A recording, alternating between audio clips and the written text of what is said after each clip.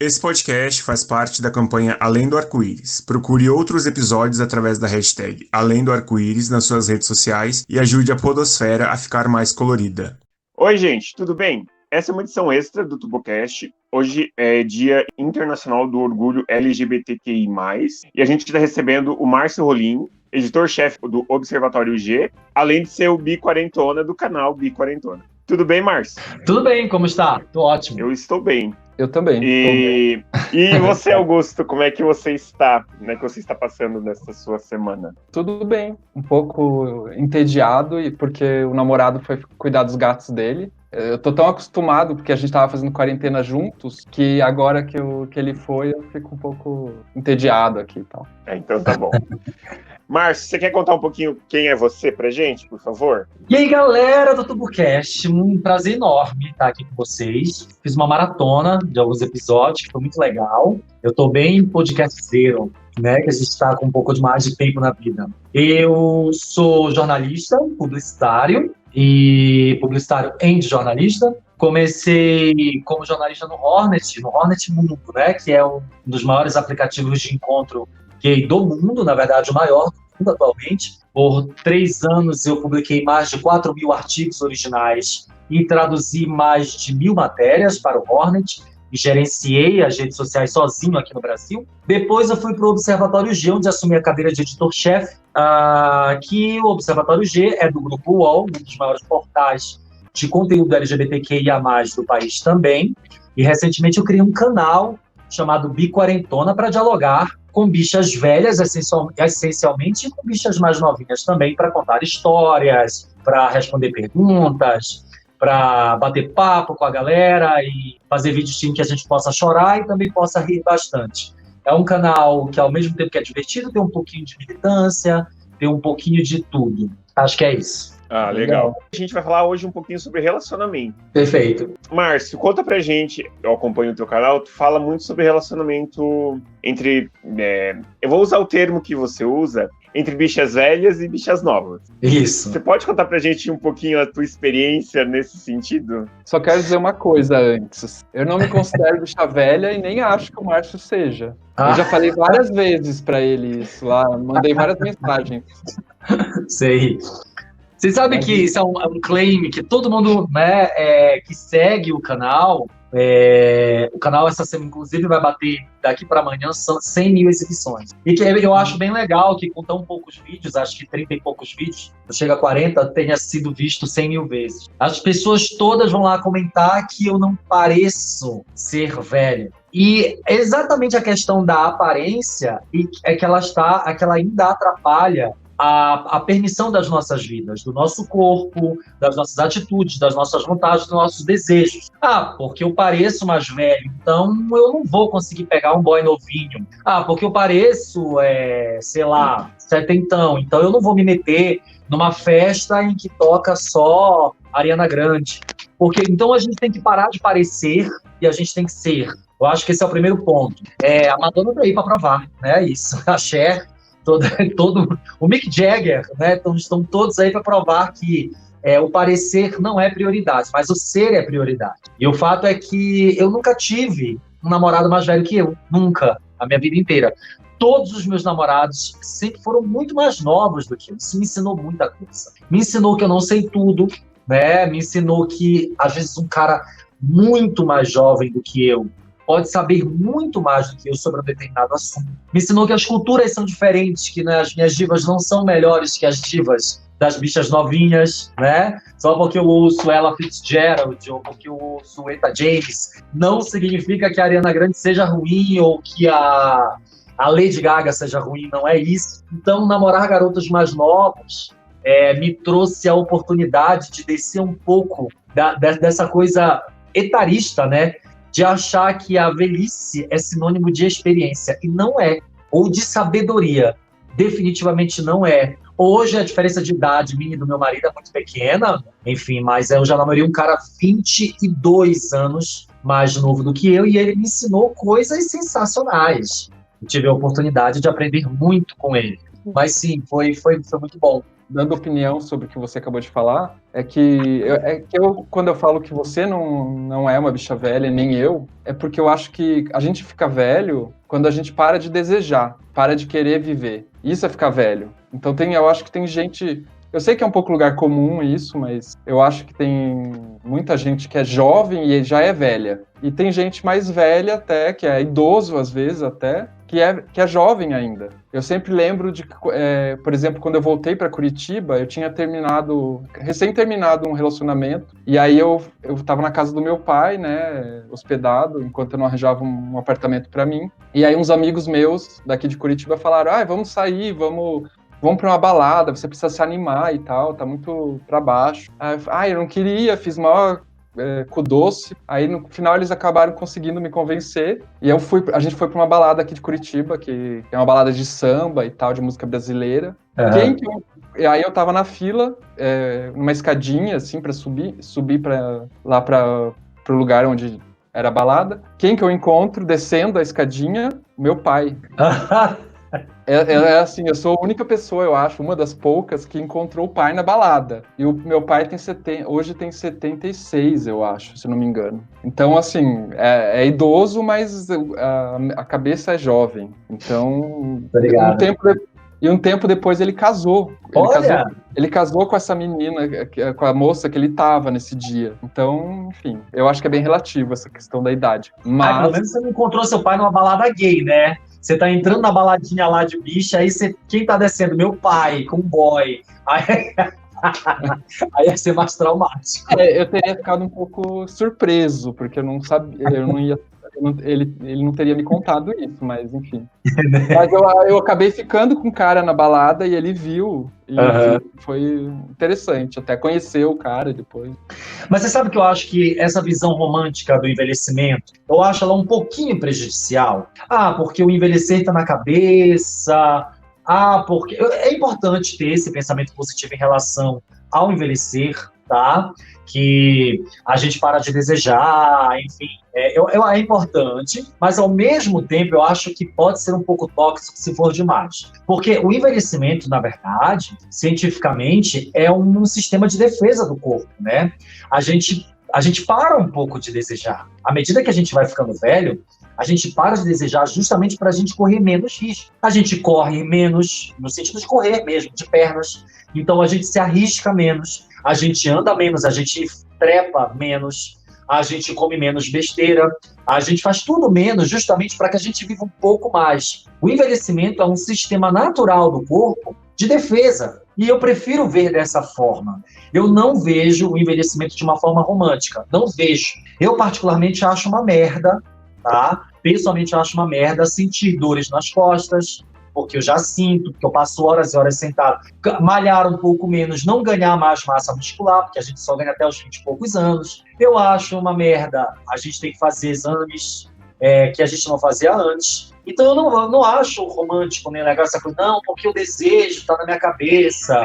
Então, é verdade, eu concordo com você. Eu acho que é importante que a gente tenha em mente que as coisas vão parar, tá? Que você vai parar de dirigir um tempo, que seu pau vai cair, ele não vai mais levantar, que você vai se irritar mais facilmente com tudo. Eu acho que é muito importante ter isso em mente para que você não fique um velho frustrado, sabe? Fazendo coisas que estão muito além da sua condição física, fisiológica e que você fique vivendo frustrações, sabe? Eu acho muito importante que você chegue nesse momento da vida. Sim. E bonito também, né? É bonito você envelhecer e virar uma kakura de fato. Eu acho muito interessante você olhar, né? Só não é legal a parte da dor nas pernas, dor nas costas. Não é legal. Nem do pau não levantar mais também não é legal. Essa parte não é tão boa. Não, também não acho. Eu tava vendo o vídeo que você lançou sobre o teste do BuzzFeed. E esse teste é legal, o teste do BuzzFeed, porque Alguém me mandou essa sugestão, era para fazer no IGTV, ali no Instagram. Acabou que eu tava sem vídeo pro YouTube, a edição ficou tão boa, eu falei, então vou botar pro YouTube que eu tô sem vídeo essa semana. E aí eu coloco o link para todo mundo fazer o teste. O fato é que tem muita coisa que é coisa de bicha velha mesmo, né? Tipo, você comprar uma revista coquetel, que ninguém sabe o que... Receber jornal em casa e fazer palavras cruzadas, né? Jogar dominó com seus amigos. Entre outras coisas que tem ali, no fazer farmácia. Quem faz farmácia, gente? Não conheço uma bicha novinha. Eu pego cestinha na farmácia para colocar as coisas dentro. Aí eu já pegando um negócio de hidratante, uma coisa de esfoliante, negócio de uma pasta. Tem coisas que eu faço só na farmácia. Então eu tiro uma hora para fazer farmácia. E isso é coisa de bicha velha, né? Coisa de gente velha. E o novinho, ele não entra, nem entra na farmácia, né? Ele toma, né? Ele dá os tiros dele na balada. Se ele tiver overdose lá, ele fica e acabou. A bicha velha não, ela tem plano de saúde. Ela vai lá na Unimed, ela vai no negócio da Amil, deu um negócio de um tremelique no coração, que ela tomou uma bebida, um negócio, ela já corre, já vai na emergência. A bicha velha, ela é diferente da bicha novinha. A bicha novinha, se ela tem um negócio no coração, ela come uma batata frita cheia de cheddar, aí ela fala que é emoção. A bicha velha, quando ela come uma batata frita com cheddar, ela acha que ela tá ficando, entendeu? Então, tem essas diferenças. Eu botei um teste pro pessoal fazer. É muito diferente essa questão geracional, sabe? Que a bicha novinha que ela marca no Grindr, ela marca 3, porque ela no sábado ela pega um 10 da manhã quando ela acorda, ela faz um 2 da tarde e à noite ela tem um outro que ela marcou. A bicha velha, ela marca numa quinta-feira para fazer no sábado, entendeu? E ela já tem aquele que já tá na cota do mês, porque ela já cansa, já enjoa, já quer que o boy tome banho e saia logo da casa dela. Esse menino já gozou e não foi embora ainda, já arrume, já perde o negócio de uma paciência para ficar ali com o boy que não quer sair, quer dar uma segunda. Então tem uma questão geracional toda por trás de ser uma bicha velha e ser uma bicha nova, né? Viu, Júlio, por que eu assisto sempre o canal do Márcio? Porque eu me identifico. Assim, como eu estou me encaminhando para virar uma biquarentona, eu me identifico já com algumas situações que ele conta no canal. Já me identifico já com algumas coisas. Márcio, hoje a gente está comemorando o Dia Internacional do Orgulho LGBTQIA+, né? Isso. O que te faz ter orgulho de ser? Você sabe que eu levei muito tempo para ter orgulho, para sentir orgulho. Eu me assumi cedo, ok, mas cedo, né, dadas as devidas proporções, porque afinal eu nasci na década de 70, fui criança na década de 80, e eu só fui me assumir nos anos 2000. Então, pra gente que era criança na década de 80, que nessa época tinha a disciplina Educação Física na escola, então pra gente era mais difícil, porque a gente tinha que jogar bola. Era horrível fazer educação física na escola, porque a gente tinha que jogar coisas com bola, e eu tinha pavor de bola. Então, nos anos 2000 eu me assumi. Legal, beleza. Ainda assim era muito difícil ser bicha, e eu não tinha orgulho disso. Eu não tinha nenhum eu não tinha nenhum caminho, nada, nenhuma literatura, nenhum estudo, nada que me levasse para a militância. Nem a minha própria faculdade. Eu cursei a Universidade Federal, sabe? E lá eu cursei letras na Federal. Então imagina, era para estar envolvido nos grupos de poesia, na galera que era política e que fazia muita... Mas não me envolvi em nada disso. Eu tive uma vida muito, muito retinha, muito certinha. Só após os 30 e poucos anos foi que eu fui entender o que era o orgulho LGBT, do que se tratava esse orgulho. Quando eu comecei a ler alguns autores, quando eu comecei a ler a assistir alguns criadores, que eu fui entender que o orgulho, ele era uma questão política, era um ato político. O existir bicha, o existir queer, antes de tudo, é um ato político. Antes do seu próprio corpo, antes das suas escolhas, da sua orientação, antes da sua transa, antes de você contar para o seu pai, antes de tudo, nascer LGBT é um ato político que requer de todos nós um esforço dobrado para ser gente. Então, para mim, ter orgulho é reconhecer exatamente que meu esforço valeu a pena até aqui. Porque não foi um esforço muito pequeno, foi um esforço muito grande. Ser bicha no final da década de 80 para a década de 90, ser professor de ensino fundamental, como eu fui, e não poder falar absolutamente nada, senão você ia perder seu emprego no outro dia. Tem diversas questões que eram misteriosas para a gente nesse tempo, e sobreviver até aqui, vencer até aqui, ter um emprego bom até aqui, ter um cargo de chefe até aqui, sabe? Não ter surtado, isso para mim é orgulho. Eu tenho muito orgulho de ser bicha bichérrima mesmo, de ser LGBT assumido, de estar à frente das causas, de estar ali na ponta da luta, de já ter corrido da polícia no meio da rua, como eu corri, em manifestação, já ter levado uma pedra na costa, entre outras coisas. Eu tenho muito orgulho disso, porque eu sei que mais tarde isso vai ser um reflexo muito grande nas próximas gerações, e eu tenho certeza que a gente está criando um mundo muito melhor para as bichas novinhas que vêm aí, que vão, né, coexistir nesse mundo. Isso se a gente não morrer de corona amanhã. Mas se a gente não morrer, tá tudo bem, a gente vai fazer um mundo melhor. Essa galera, eu acho que o orgulho é isso. É essa compreensão do ato político de ser LGBT. Então, engraçado você falar dessa história toda, de como você demorou, né, para compreender o orgulho, porque eu acho que eu passei por um processo meio parecido, assim. Eu me assumi nos anos 90 ainda, porque eu tive o privilégio de morar fora, e aí eu fui morar na França, e lá eu vi casais, né, casais LGBTs já vivendo de uma forma bem aberta, assim, bem... E aí, quando eu voltei, eu resolvi experimentar, digamos, que era uma coisa que eu sempre tive vontade, eu tinha tido namoradas até então. E aí, eu experimentei, né, e adorei, como se percebe. Só que eu adorei, só que eu ficava... Fazia a linha bicha hétero, Guto? Fazia. Infelizmente eu fazia. E era assim, era tão machista ainda, que se o cara pusesse a mão na minha bunda, eu levantava da cama. Era nesse naipe. E aí, como que eu me politizei? Na universidade, quando no jornalismo, eu recebi uma ameaça de morte. Olha. Porque um dia eu cheguei da faculdade, eu cheguei do trabalho na faculdade, e tinha uns marmanjos lá, uns pitbull, tirando sarro de um viadinho lá que estudava com a gente e tal. E eu me meti, falei pra eles pararem e tal, não sei o que, entrei na briga, digamos. E aí no dia seguinte apareceu pichado dentro da sala de aula, morte aos homossexuais. O meu nome e o nome do cara. E aí eu putz, eu não vou deixar barato esse negócio.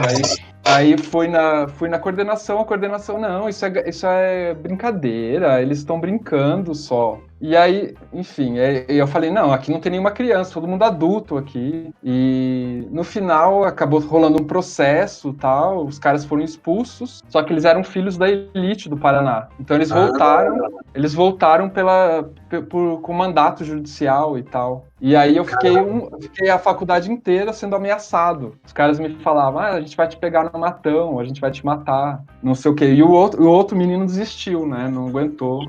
E aí eu tive que me politizar no processo, porque eu vi que não dava pra ficar no armário. Sim. Que aquilo ali era na verdade, uma autoilusão, né? Eu não tava no armário fazia tempo. E pros outros eu era um viado só.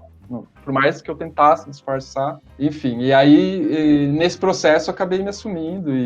Só que orgulho mesmo eu demorei pra sentir também. Eu acho que foi só depois dos 30. Por exemplo, as paradas mesmo eu não entendia muito, assim, eu achava muito escandaloso, eu não gostava do tipo de música, tal, eu gostava de rock, aí eu queria que tocasse rock nas paradas, enfim. E aí fui entender essa questão da visibilidade, a importância da visibilidade e a importância de estar vivo, de mostrar estou vivo, fui entender depois dos 30 também. Hoje em dia, mesmo que eu não esteja afim de ir na parada, eu vou, porque eu vou por uma questão de militância mesmo. Eu fiz uma parada cobrindo de baixo pro Hornet na época, cheguei esbaforido em casa, imagina. Quase que eu vou acabar num negócio de uma ventilação, numa coisa que era tanta gente empurra, nunca mais. No outro dia já fiz cobrindo camarote, no outro ano cobrindo trio, agora eu me recuso a ir se eu não tiver trio ou camarote, porque eu não tenho estrutura física para estar naquele aperto, né? Eu não tenho mais forças para multidões. Eu acho que eu também, eu acho que eu só comecei a sentir orgulho de ser quem eu era depois dos 30, porque a gente passa por muita coisa e a gente acaba percebendo que talvez muito pela culpa católica, né, que o povo fala, que a gente sente e tal, a gente que é criado no meio cristão, a gente tem essa meio que essa culpa, né? A gente não tem orgulho de ser quem a gente é porque a gente foi ensinado que é errado, né? Então a gente só consegue ter orgulho de ser o que a gente é depois de muito tempo, depois de muita vivência, depois de muito apanhar na cara também, né? Não fisicamente, mas dos tropeços que a vida nos proporciona, né? E eu acho que acho que eu só consegui sentir orgulho de quem eu sou hoje, depois dos 30. E... Márcio, deixa eu te perguntar. A gente tem uma pergunta do ouvinte, mas eu quero te perguntar uma coisa antes. Pergunte. Sou versátil, tá respondendo. É que você falou das divas, né? Quais são as suas divas? Conta pra gente. Nossa, são muitas. Eu tenho... Tu sabe que as minhas divas, elas são por temporadas. Eu não sou filho de nenhuma geração. Um tempo desse, meu namorado, a gente ficou com um boyzinho aí, maravilhoso, que ele... porque eu falava, eu não conheço nenhuma música da Taylor Swift. Ele falou que ele era filho da geração, então ele ia ser eternamente fã da Taylor Swift. Eu não sou filho de nenhuma geração.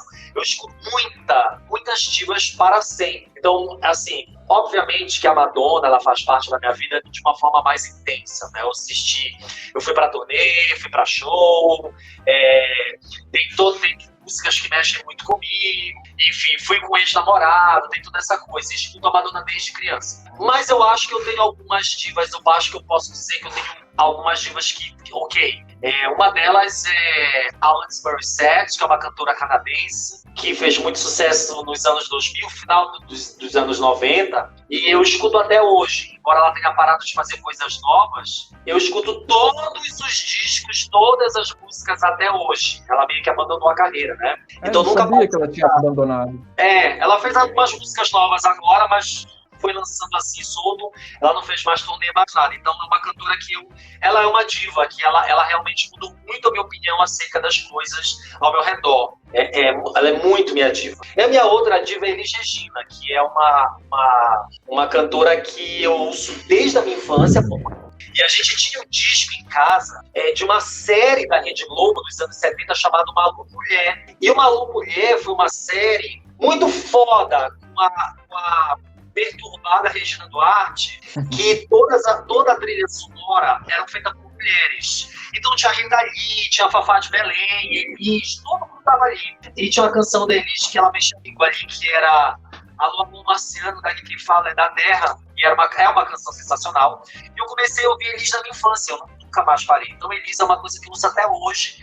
Eu ligo o YouTube para ouvir Elis Regina, coisas velhas da Elis. Porque eu gosto demais de Elis Regina, eu gosto do que ela fez. Então essas são minhas divas. Quem tiver menos de 25 anos, se tiver ouvido isso agora, vai dizer, meu Deus, que bicha estranha, né? Não tem um negócio de uma Adele, não tem uma coisa de uma... mas é isso, gente. Minhas divas são essas. Não tem um negócio nem de uma Britney, assim, porque uma Kakura, ela já passou por uma Britney. Mas a Elis, eu achei que fosse... fosse já, uma coisa... Já. Todo mundo gostasse, eu achava. Não, imagina. Tem bicha de 20 anos que não sabe quem é Elis. Nunca ouviu falar em Elis Regina. Imagina. Tem uma que eu gosto, que o pessoal não sabe, é Cyndi Lauper. Eu amo a Cyndi Lauper. Tem gente que não sabe quem é. Eu fico falando, meu Deus. A Cyndi Lauper é maravilhosa. A Cyndi Lauper é incrível. A Alanis, eu amo demais. Eu amo a Alanis Morissette. Inclusive, tem 2 músicas dela que fazem parte da trilha sonora do meu namoro. Quais são? Que é, inclusive, acho que do último CD. O último CD é o Havoc and Bright Lights. São 2 músicas desse CD. Olha, 2 músicas. Empathy. Sabe que eu e o Gustavo, a gente também tem uma música de uma diva, que é a Rihanna. Eu amo a Rihanna, gente. Aquela música Love in the Brain. A Rihanna é maravilhosa. A Rihanna é muito maravilhosa, adoro. Essa música que, quando eu conheci, eu escutava bastante essa música aí, e aí ficou como do nosso namoro. Você sabe que eu e meu namorado, a gente vai fazer um ano, esse ano, e a gente não tinha uma música. A gente não tinha uma música. E a gente, na verdade, a gente não tinha nada. Por quê? Porque a gente começou a namorar em setembro do ano passado, e aí a gente ficou meio que ficando, veio o carnaval. E a gente disse assim, bora ficar com Deus e o mundo, bora. E aí a gente curtiu o carnaval enlouquecidamente, e veio a pandemia. Quando veio a pandemia, a gente disse assim, bora morar junto? Bora casar? Bora! Aí a gente casou. Então a gente não tem nada. A gente não sabe nem o dia do nosso primeiro encontro. Aí a gente pensou, bora escolher uma música? Aí a gente tava ouvindo, eu apresentei uma diva para ele chamada Brandi Carlile, que ela canta muito folk, uma coisa meio country, uma americana, e a gente tava ouvindo muitos discos da Brandi Carlile e a gente escolheu uma música desse disco que é belíssima e aí virou a nossa música, que é linda. Legal, essa eu não conheço, depois eu vou procurar. Eu vou mandar pra ti, a Brandi Carlile é incrível. As duas músicas que eu te falei é Empathy e Guardian. As duas músicas Sim, que o do meu mesmo namorado CD. disse que lembra. É do mesmo CD. Ele disse The que lembra Heavens and muito o que eu sou pra ele. A minha diva é meio estranha, porque ela morreu, acho que nem meu pai era nascido, que é a Carmen Miranda. Eu sou apaixonado pela Carmen Miranda. Maravilhosa. Inclusive, o meu TCC da faculdade eu fiz pensando nela, porque eu queria fazer alguma coisa relacionada a essa pessoa linda e maravilhosa que ela foi, e eu acabei fazendo sobre samba dos anos 30 e ela é inspiração pro meu TCC. Do caralho, que incrível. A gente tem a pergunta do ouvinte, eu vou fazer pra você. Tá. Relacionamento ainda. O Edgar, ele tem 33 anos, ele é aqui de Curitiba, ele quer saber se você acha que falta autocrítica na comunidade LGBT. Por exemplo, Total. Preconceito classista, pessoas sem ensino superior, preconceito étnico, preconceito com pessoas gordas, pessoas trans, pessoas soropositivas. Você já falou nos seus vídeos, né, sobre isso. Fala pra gente um pouco a tua opinião sobre, por favor. Honestamente, o que eu acho que falta é literatura mesmo. E literatura, ela não está relacionada a estudo acadêmico, não. Tá? Não tem nada a ver com você frequentar a faculdade. Não, o que falta é uma grande parcela da população LGBTQIA é se debruçar em cima dos teóricos, é procurar entender desde o comecinho questões políticas basilares sobre a compreensão dos seres sociais. Por que a gente é pobre, por que a gente é rico? Por que a gente é branco, por que a gente é preto? Por que a gente pode entrar em determinados lugares e em determinados lugares a gente não pode entrar? Quando foi que essas conceituações viraram estruturas de impedimentos? Eu acho que é isso que falta. Acho que falta um pouco de boa vontade, especialmente da letra mais protagonista da sigla, que é o gay, de se aprofundar nas questões mais basilares. Eu acho que a luta gay, em específico, é uma luta muito superficial, sabe? Os gays que têm mais aprofundamento dentro das questões libertárias e do corpo são os que estão mais conectados às lésbicas, ao feminismo, ao movimento de negritude, a outras minorias que não são exclusivamente gays, sabe?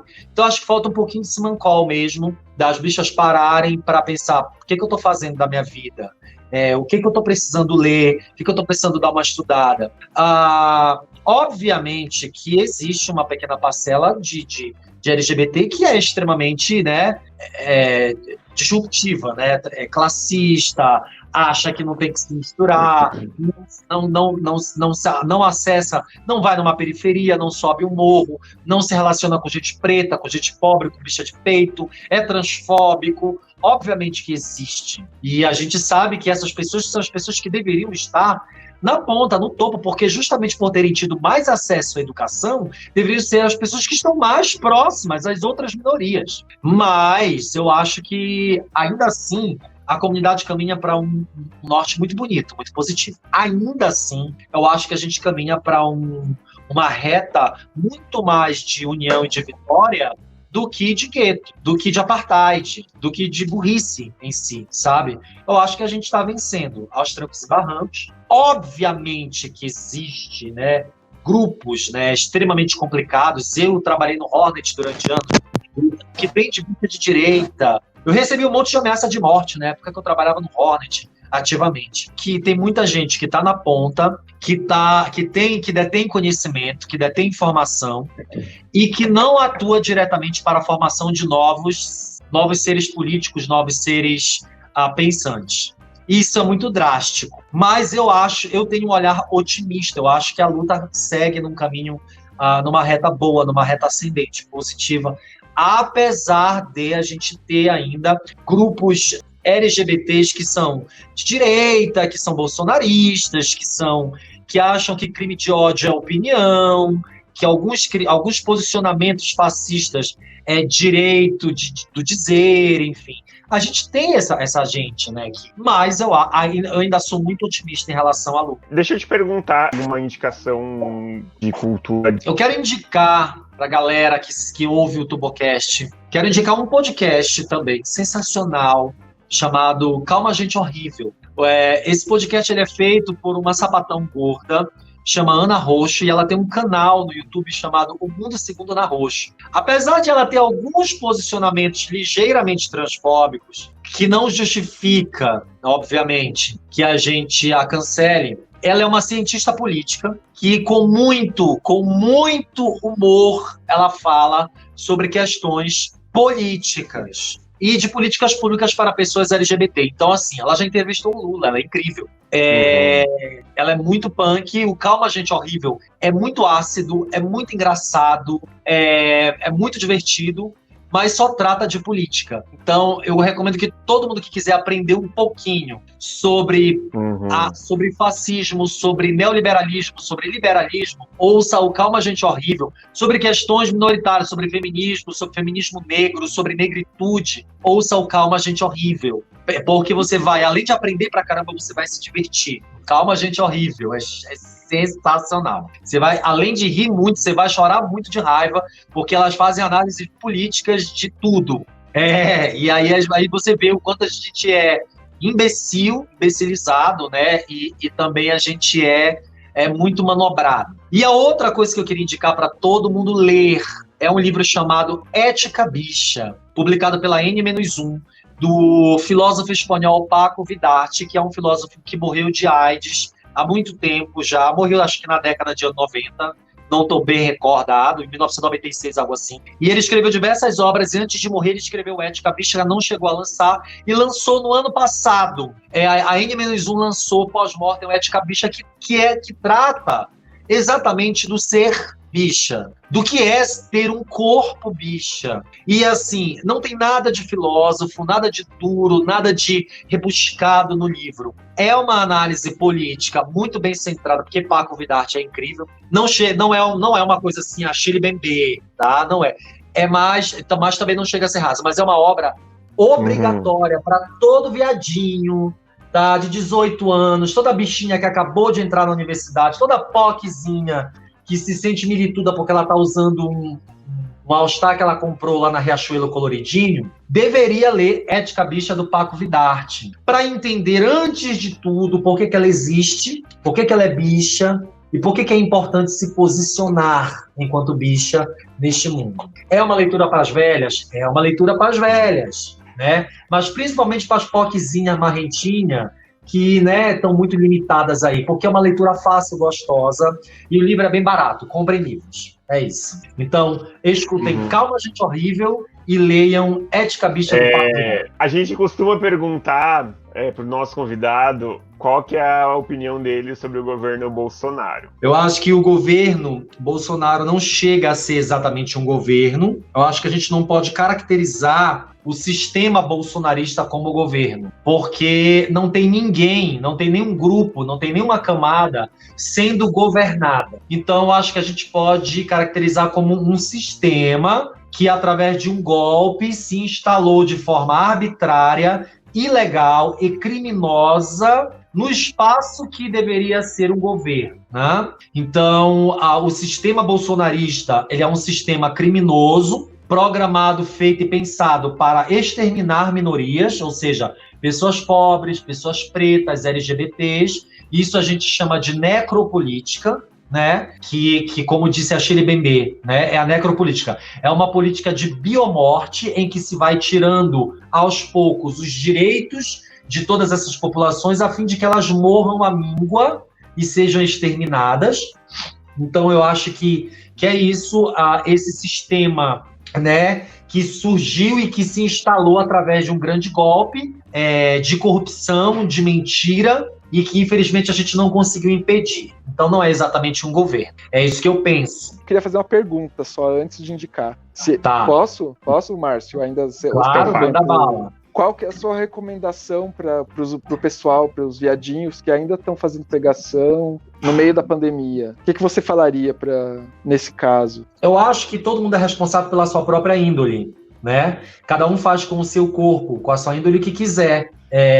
Eu acredito que até a pessoa mais estúpida, até a pessoa mais desprovida de informação nesse momento de pandemia, ela tem compreensão de que o contato vai ser extremamente arriscado para ela agora. Eu não tenho muita paciência, eu, enquanto uma bicha bem velha mesmo, já kakura mesmo, não tenho tanta paciência para esse tipo de educação. Eu gosto de educar em outros aspectos. Então eu acho que se a bicha tá saindo para fazer pegação, tá saindo para encontrar, tá saindo para tá catando em aplicativo, tá se expondo na rua, se expondo com desconhecido, que é muito bom, tá, gente? Não quero fazer a kakura moralista, tá? Eu saio, antes da pandemia, eu saía, tá, gente? Eu caço no app, eu troco nude, tá bom? Faço suruba, faço A3, faço grupal, vou de boa, vou na sauna. O que eu quero dizer é que, em tempos de pandemia, eu estou há 115 dias confinado. Então, se você não está, se a bicha novinha não está conseguindo segurar essa periquita dela em casa, entendeu? Se ela não está conseguindo segurar esse negócio, eu acho que ela tem que procurar ajuda especializada. Ela tem que procurar um negócio de um médico, um psiquiatra, um analista. Porque no meio de uma cagada em que todas as pessoas estão morrendo em fila, as pessoas estão fazendo fila para morrer. As pessoas estão fazendo fila, pegando senha para morrer. E ainda assim a bicha tá saindo de casa para fazer encontrinho, festinha e outras coisas. Eu acho que é um problema que é só dela, entendeu? Que ela vai desaparecer do mapa e vai dar espaço para mais um monte de gente que está precisando existir. Eu, honestamente, eu não tenho culhão para lidar com esse tipo de atitude. Eu perco um pouco a mão. Então, não posso muito falar sobre isso, porque eu realmente me irrito de uma forma que é daquela assim, para ser cancelado. É isso que eu penso. Então, só deixando claro aqui para o pessoal, como o Márcio mesmo falou, não é questão de moralismo, nada disso. É uma questão que às vezes a gente quer falar para os amigos e para as pessoas com quem a gente tem relação que a hora não é a hora de fazer pegação, não é questão moralista, nada disso. Não. É uma questão só de preservação, de autocuidado até, de você cuidar não só de si, mas cuidar de quem você gosta, de quem você ama. Não é moralista, Aqui em Paraná, Márcio, a gente teve um problema até com um bar de gays, ficou aberto durante toda a pandemia. Foi fechar agora, faz umas 2 semanas. Eu sei, eu dei notícia sobre esse bar no G. Então, bem chato isso. Enfim. Um dos donos, inclusive, brigou com o Augusto, inclusive, porque a gente reclamou. Eu sei que eles precisam pagar o aluguel, precisam comer, precisam mais. Esse momento é o momento em que as pessoas estão morrendo a rodo. E se você está na sua casa e você pode ficar em casa e você pode evitar esse contato, você tem que fazê-lo, sabe? Porque é a vida de um monte de gente que está em risco. E eu acho que uma pessoa que ela faz isso, ela não tem a menor empatia com a vida alheia. Ela não tem a menor preocupação com a vida dos outros, sabe? E eu acho que o grande problema da humanidade agora que está sendo revelado é a falta de empatia. A gente tá vendo as praias cheias de gente, as ruas cheias de gente. E essas pessoas são pessoas que não estão nem aí para a vida do próximo, não é para a vida delas. é com a vida do outro. Isso, o outro não importa. Não importa o quanto eu já tenha corrido da polícia, não importa o quanto você levou lampadada na cara, não importa o quanto a Dandara levou facadas e tiros, não importa o quanto a travesti que encenava o Jesus foi ameaçada de morte, teve a casa apedrejada, não importa enquanto aquele casal foi esfaqueado no metrô, não importa enquanto aquele preto foi morto, asfixiado por um policial, não importa. Elas querem viver o dia delas. E é isso que está sendo revelado nesse momento. As pessoas que estão saindo às ruas agora, as bichas que estão saindo para fazer pegação, elas não estão se importando com ninguém ao seu lado. Isso é o conceito básico e essencial de empatia. E exercer a empatia significa exercer amor ao próximo. Isso ninguém está fazendo. E é muito deprimente.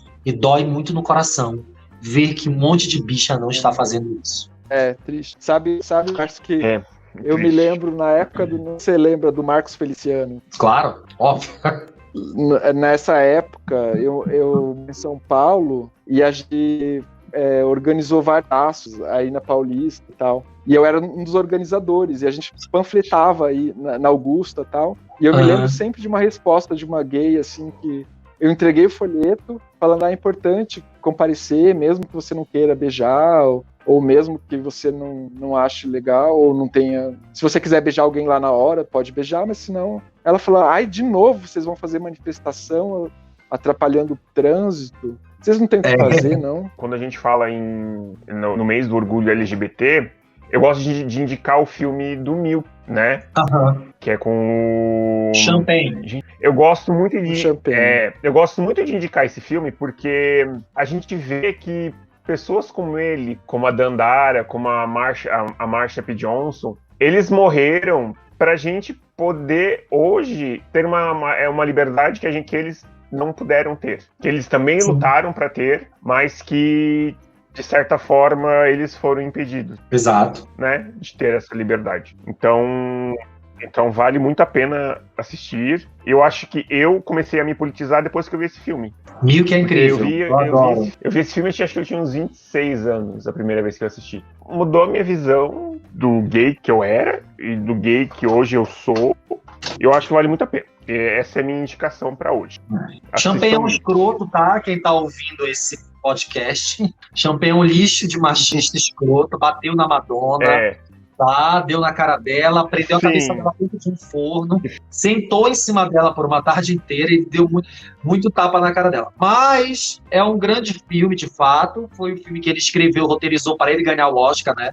E realmente é um filme incrível para entender um pouquinho da história de como é ser um ser político LGBT. Vale contar aqui que o dublador oficial dele aqui no Brasil, ele se recusou a dublar esse filme, porque ele é um pastor evangélico. Desde então, eu só assisto filmes... Nossa, gente, inclusive, esse cara aí tava de beijinho com o Bolsonaro outro dia. Caralho, não sabia disso não, viu? Eu não vi isso. Na verdade, eu sempre indico livros, né? Essa semana, então, eu vou recomendar uma série, que é uma coisa rara, que se chama Dentro da Noite, que é uma série belga, que tá na Netflix, e que é de suspense, assim, e que eu comecei a ver ontem à noite, porque eu tava entediado, e assim, eu vi a temporada inteira, de uma vez só. Mas ela debate várias questões como discriminação, questões raciais, tem a problemática da imigração, né? Porque é um avião, basicamente são personagens que estão dentro de um avião e eles têm que fugir do sol, por uma questão lá de apocalipse, uma coisa louca lá. E aí são várias pessoas de várias origens, né? Tem gente muçulmana, gente de vários países da Europa dentro do mesmo avião. Então elas têm que sobreviver coexistindo, né? E tem toda uma questão da não discriminação, da alteridade, é uma série bem interessante. E minha outra indicação é um podcast que eu escutei hoje, que se chama 1844, que tem um programa que faz uma reflexão sobre envelhecimento, o que eu acho bem interessante. Que legal! Eu achei eu achei bem interessante esse último episódio deles e eu recomendo bastante que todo mundo escute. Então beleza. Eu indiquei o Milk, então eu quero indicar também uma série que eu assisti essa semana. Quem me indicou foi meu namorado, inclusive, Little Fires Everywhere, com a Reese Witherspoon e com a Kerry Washington, que tem no Prime Video, e é baseado no livro de mesmo nome. Tem 8 episódios. Assim, tu assiste o primeiro episódio, tu já tem certeza o que vai acontecer no final. Só que, chega no final, tem um plot twist tão sensacional. Márcio, obrigado por aceitar o convite. Eu que agradeço. Foi muito legal, foi final conversar com você. Prazer todo mundo. Um beijo. Então, Adorei. tá muito obrigado pelo convite. Imagina, vamos combinar outras participações suas aqui. Vamos nessa. É só chamar. Prazer te conhecer também, né? Porque assim, por câmera fica mais fácil. Sim, que a gente só... Dá a impressão que se conhece mesmo. A gente só se conhece por Twitter. E prazer a todo vocês mundo, que nos ouviram até agora, muito obrigado. Muito obrigado.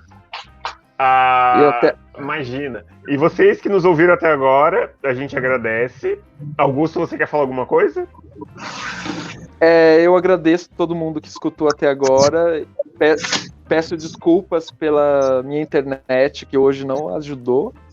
E peço para que todo mundo acompanhe o próximo episódio, que vai ser sobre como o racismo impacta a comunidade preta psicologicamente. Estamos aí, continuamos aí fazendo o TurboCast. Até mais.